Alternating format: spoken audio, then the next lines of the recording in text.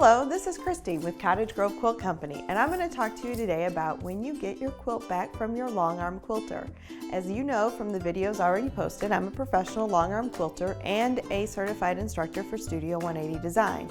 I have a quilt here that is one of my quilts, and this is what it looks like when it comes back from the long arm quilter. You can see you've got extra batting up here and extra backing, and we just need to work on trimming this up. So let me show you how I trim my quilts. So the first step we do is to lay this out on our cutting board and get it to where it's in good reach of us. And the tools we're going to use to do this is we're going to use a square ruler, just your regular square, and then a long rectangle. I prefer something in the 8.5 to 24 inch range. You can use a 6.5 to 24.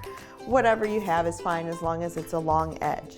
So what we're going to do is we're going to take our ruler and we're going to come up to the edge of the quilt.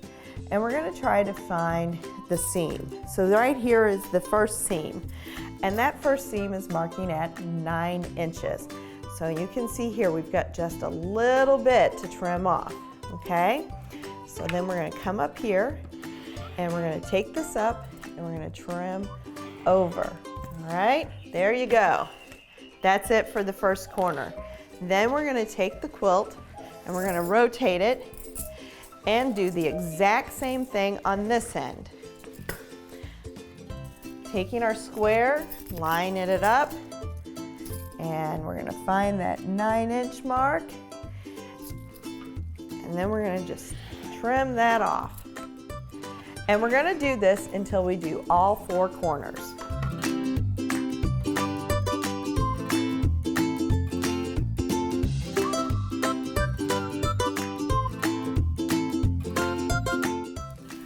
Okay, now that we've got all 4 edges trimmed, we're going to set aside our square ruler, and now we're going to switch to the rectangle.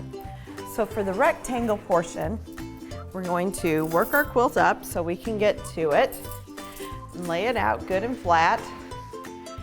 And then we're going to take our long ruler and just starting where we left off on the square, we're going to line up and trim down and go all the way down to where we meet the other side. Now this particular quilt is more of a modern quilt, so it doesn't have a lot of seams in between units.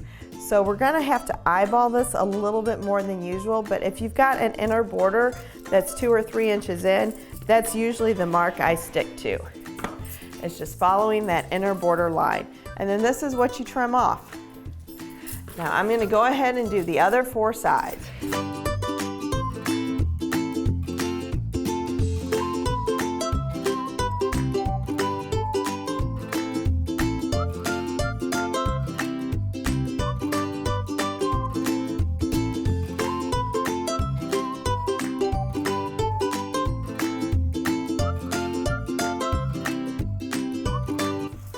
Okay, now you have a quilt that has been trimmed and it's now ready for the next step, and that is to attach the binding.